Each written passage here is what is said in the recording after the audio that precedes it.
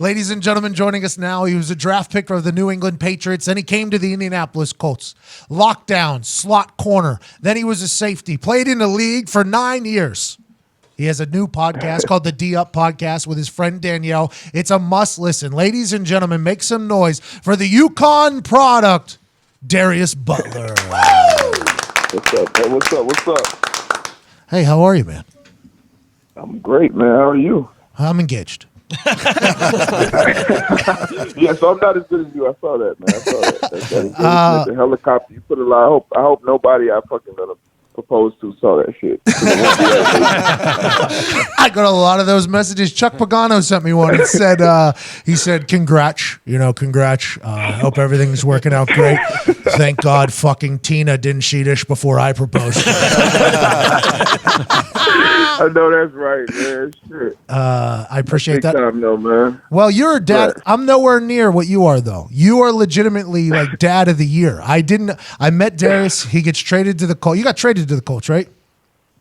I know. I got cut from the Panthers, actually, and then I got picked up by the Colts. Kind of about third game in the season. Yeah, you come in. I think you had like 2 picks in your first practice. Literally, I think you had 2 picks in your first practice. Yeah, you did. And I was like, holy fuck, what is this guy?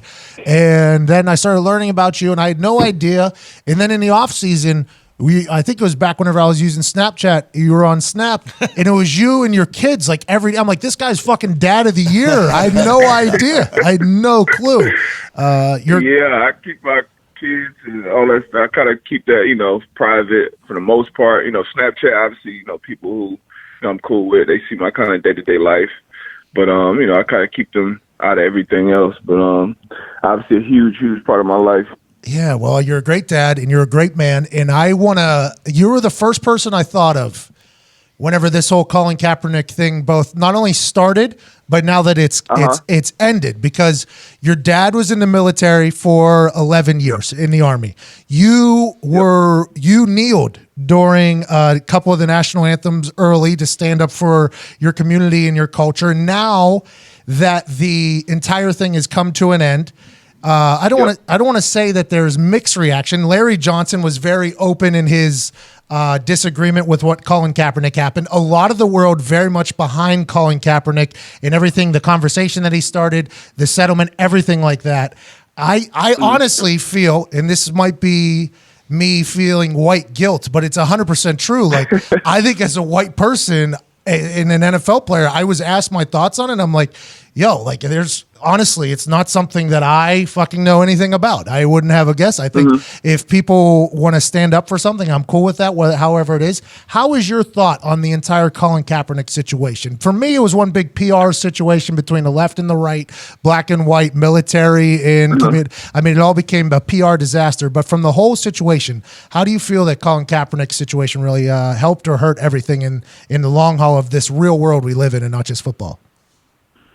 Well, when he first started, the protest, obviously, it hit home for me. And, because of, like you said, it's a lot of things that, just a lot of people have no idea that people deal with. People think 2018 or 2019, whatever, especially if you have money, you're an athlete, you're a black athlete, like, you're not dealing with this shit. You're not dealing with oppression or anything like that. But, you still have family, in the same community that you grew up in. You still have, sons, younger brothers, and the black experience in America and the white experience in America are 2 complete different things. Even if I go back to some of the things that my dad told me he dealt with in the military, while serving the country, that, his white counterparts didn't have to deal with. So just starting there and kind of having that 20, 30 plus year of my own history, it hit home with me. That actually the first time I talked to Colin, because I did the fist the first time I protested, and Cromartie kneeled, and then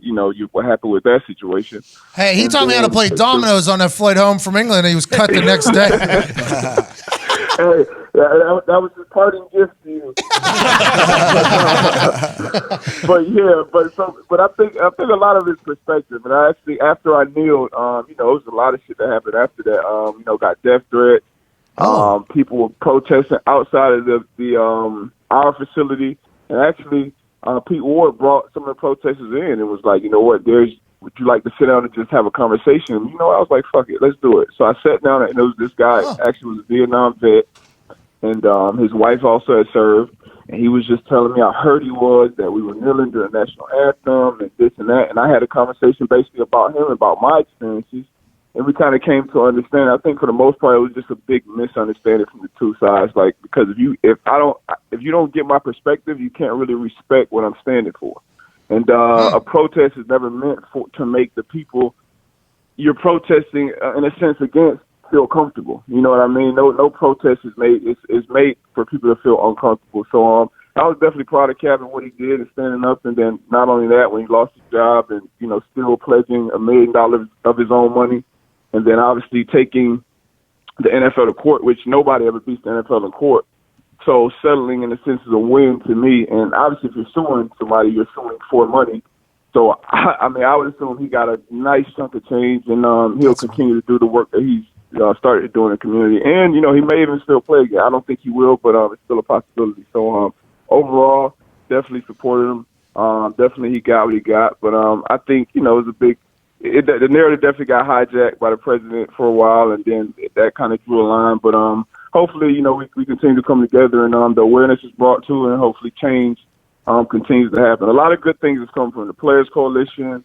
The money has been, put in from the NFL, from other communities. People kind of woke up and saw things they didn't see before. So I think a lot of more good will eventually come from it than bad. Why didn't they film your conversation with those protesters, I wonder? Because that, I think, is what everything needed from the beginning. I've been literally saying this since day one of this whole thing, because I have a lot of friends, you included, but a lot of guys, in being in the locker room and feeling like, the connection to the culture and the community is a very real thing.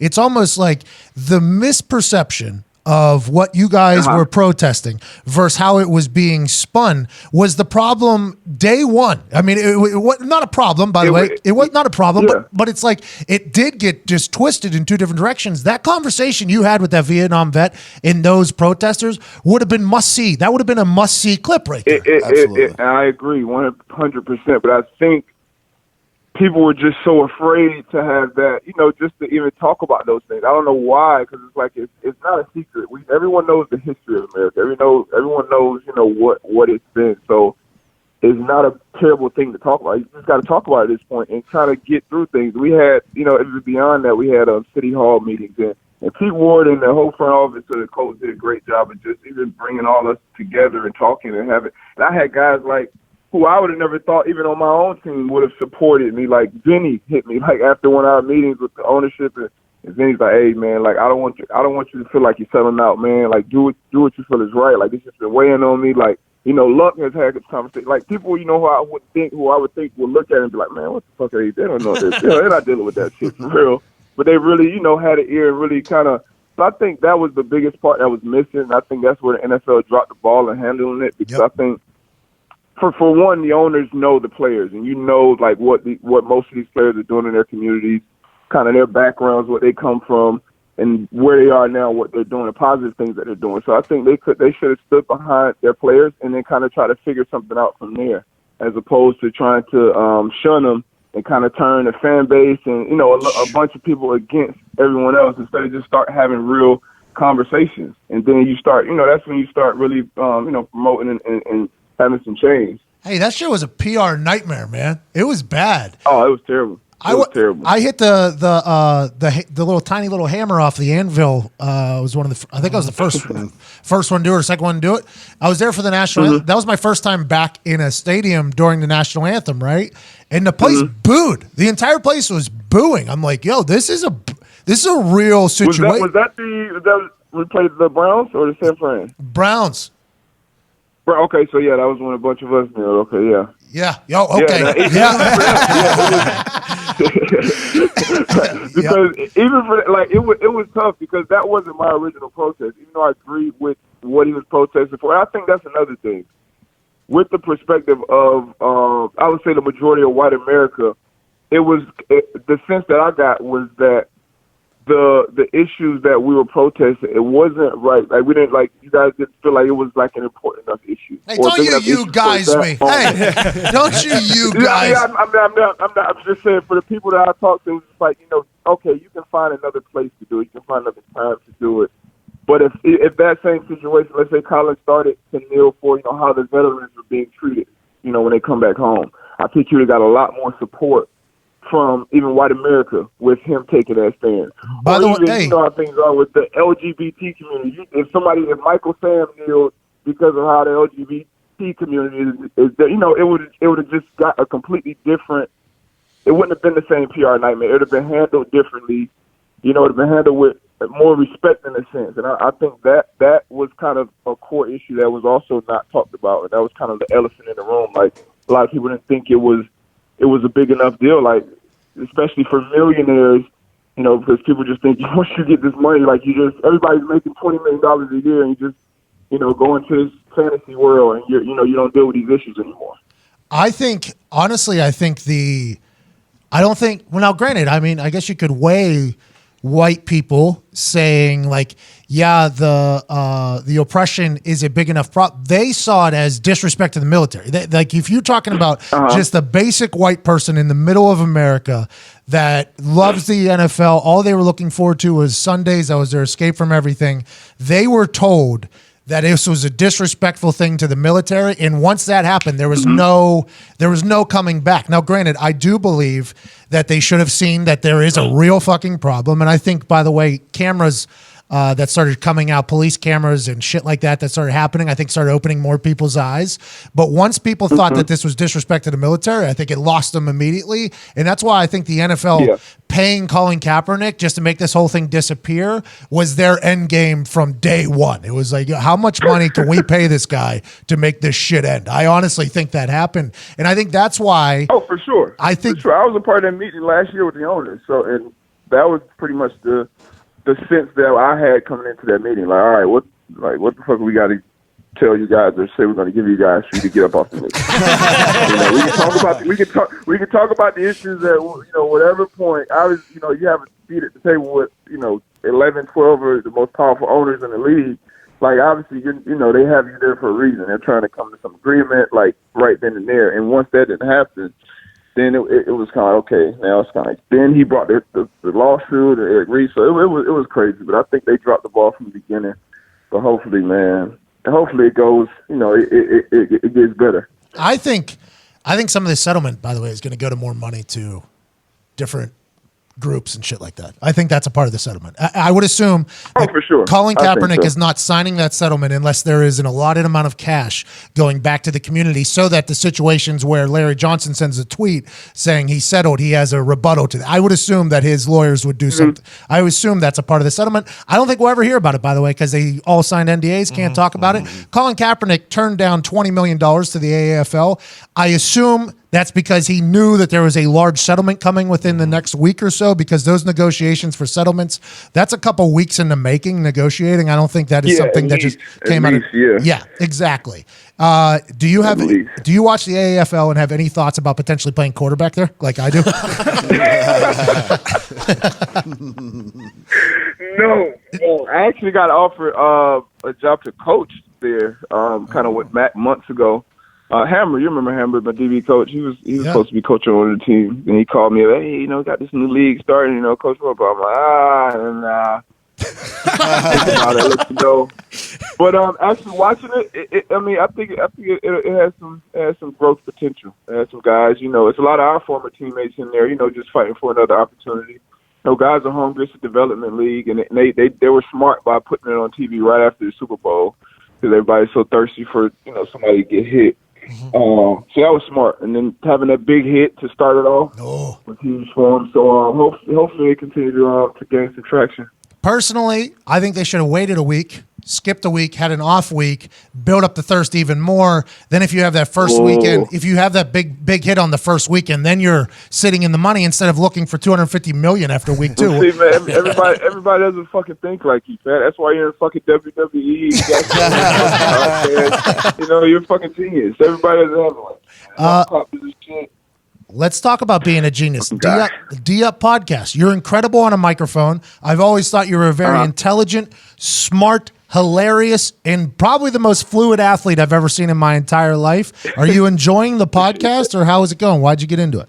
You know, I'm enjoying it. You know, just kind of, you know how it is when you're in the NFL or you're in, you know, whatever team, like you can only say certain things, don't want to ruffle feathers. So now I actually been in a position where you can say what you're really thinking and, you know, not worry about those type of things. You know, was looking forward to that and just talking about a bunch of things that, you know, I never really talked about, being transparent in some things. And, you know, so it's really still trying to find my niche with it. It's still brand new. But, you know, I'm having fun with it, and that's the most important thing for me. I think I told you this. Consistency is just the biggest thing on podcasts. You just got to show up. That's the biggest thing, and then you'll find your niche. We got a guy in this room named Zito. He ain't never found his niche, but he shows up every fucking day. One of these days I'll find it, though. Day with his blinders on. Yeah, he should keep his blinders on. Have you officially retired from the football, or if an NFL team was No, it's done. I mean, I've tried. I haven't filed the paperwork, but yeah, I'm done. After probably week 6 or 7, you know, I kind of told my agent, you know, obviously unless some sweet came across the table, you know, it was a wrap for me. But I'm enjoying the other side, you know, spending a lot more time with my kids, being able to go to a lot more things that I wasn't able to go to in the past, and my fucking body feels great, too. Hey, congratulations are in store here, man. Congrats on an incredible career. I mean, that is... Appreciate you, man. You did a hell of it. You were I might have told this story the last time you were on the show. We would have these team meetings. Okay, they'd be on Wednesday, where Chuck would break down how we were going to beat every team from all 3 phases. Okay, so special teams would literally be like, Pat, we need no returns from this guy. Vinny, you need to make all your kicks. We need big returns, blah, blah, blah. Every week, same fucking thing. It was special teams one, most boring one of all time. But the offense and defensive ones, I felt like, all right, here we go. I'm learning the football here a little bit. There was only one motherfucker that answered every question, and it was Darius Butler. You were the most studied guy on the defense, maybe even on our entire team, aside from Luck, who has photographic memory. What was your you put a lot of study, a lot of everything into the game of football, and I don't know if that ever gets talked about enough with Darius Butler. I'm being serious when I say that. Yeah. Oh yeah. I mean, that was actually a fun part. A lot of people don't like that part of it, but that was a fun part of it. Is you know, trying to figure out the answers beforehand and going to the game more prepared. That's how you know really make plays on the offensive and defensive side of the ball. You know, the more you study. And I learned that early from coaches. You know, I had some great coaches in the past. You know, a lot of great coaches that taught me how to watch film, how to study opponents. So I kind of carried that throughout my entire career. And so I was fortunate. That played a big role in a lot of the plays that I made. And you know, the players that last a long time is usually because of that. It's usually because of how they watch film, how they study, how they take care of their body, and things like that. Okay, listen. It's fun though. It's a fun part of the game for me. They're 3rd and 7. On their left 40, they're in this shot, and Darius would be like, it's going to the running back in the flat. That's correct, yes. And then they'd be like, Vontae, what do you got here? Hey, I don't know, dog. I just got that guy. Hey, man. My guy Vontae, man. Hey, he just walked the fuck out at halftime. I said, walk the fuck out. honestly, Pat, if someone asked you 5 years ago, you had one teammate. If you don't have one teammate in the future that's going to walk the fuck out at halftime. I'd probably say me. So I played for the Buffalo. Who would you pick? I wouldn't have picked you. I appreciate that. I have no idea. I sent you a message, I think the next day. I was like, yo, the fuck just happened with Vaughn? It's the same day. Same day. I got like 10 calls. Like, yo, is he all right? I called him. I talked to him. He's like, man, you know what, man? timing is everything, man. Like, bro, I'm like, bro, I don't know if that was the right time. He's like, hey, man, you know, you gotta live your life, man. But he's living, man. He's living. He is. He is lived in. He is on social media one of the most hilarious followers right now. He said black folks on the slopes last week. He was snowing and he was skiing. That was his caption. He was a beast too. He was hitting blues. He was hitting blues 2 days into it, man, on the slopes. That was his actual caption. Life, man. He's a hilarious individual, hilarious retirement. Absolutely. I can't thank you enough for joining us, man. I'm going to check out the D Up podcast.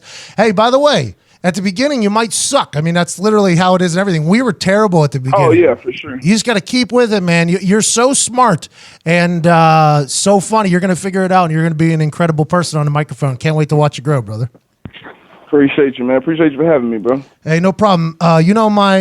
People ask me my favorite play in my entire career against Tennessee Titans at home.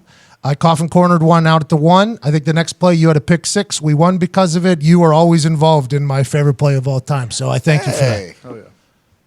My guy. You were always. You became a pick 6 specialist there. Darius Butler became. You know why though? Because at slot, whenever you know the play that's coming, that is a pick 6 play every single fucking time. Man, look, man, up corner period. If you got a good idea what's coming, and you can jump some shit. Because I mean, you had a disadvantage on defense. You got to react to the motherfuckers who already know they're going. Probably bigger and faster than you. So try to figure it out. So the more you know before that snap, shit, the better chance you got.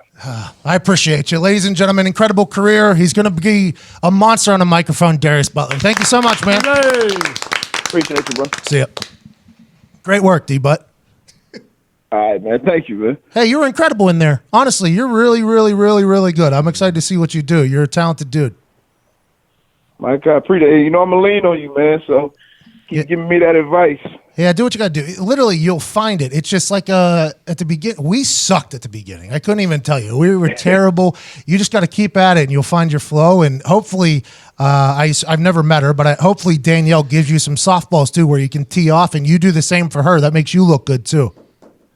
Yeah, that's the thing. That's the thing, too, just finding out what it is I really want to fucking talk about, every week or every how often. Because some of the things I'm like, I don't really want to talk about this shit. Don't have to. About fucking relationships and culture and So I might just get one where I stick to sports and talk to different athletes. You watch Gilbert Arenas or? Yeah, I see some of his. Also, Kevin Garnett's got a pretty good little fucking thing going. All right, last thing before I let you go. AB, Antonio Brown, is the talk of not only the NFL, NBA, pop culture, everything for what's going on right now. Do you think he's sitting in a good position? Oh, you know what? And it's tough. I mean, he's a great player. Great player, all-time great player. But you know how the old guys are in football. When True. You start, that distraction. When you have that distraction tag on you, that can be a bad thing. So you just got to keep producing at a high level. But Pitt kind of still has him by the balls right now. So he can be demanding the trade. But if they don't feel like they can find what they want for him, he'll be there, and that'll be a lot of friction there. So I don't know. I think Rooney and AB met, and I guess Rooney said that he's open to trade discussions to kind of let it go. But he's calling himself he wants to call himself Mr. Big Chest now. Can we rate that on a nickname fucking scale?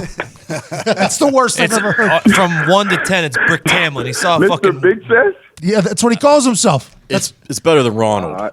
He used to ask everyone call him Ronald. I don't know, man. I like Ronald. I think Ronald was much better. I like Ronald too. He was probably benching. He was like, call me Mr. Big Chest.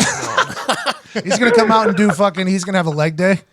Yo, all right, call me Mr. Quad, Mr. Big Quad. Yo, he is fucking hilarious. That hair, the mustache. I don't know what's up with AB right there, man.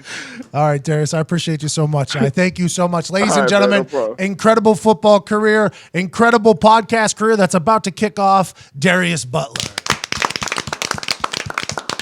Hey, you see what just happened there, Darius. We just you just watched us. You watched me fuck up and not ask you a question and then make it happen. That's the beauty of podcasting. That's how it goes right there. Crazy. I just learned something right there. All right, I'll see you, brother. I can't edit that shit in. Later, man.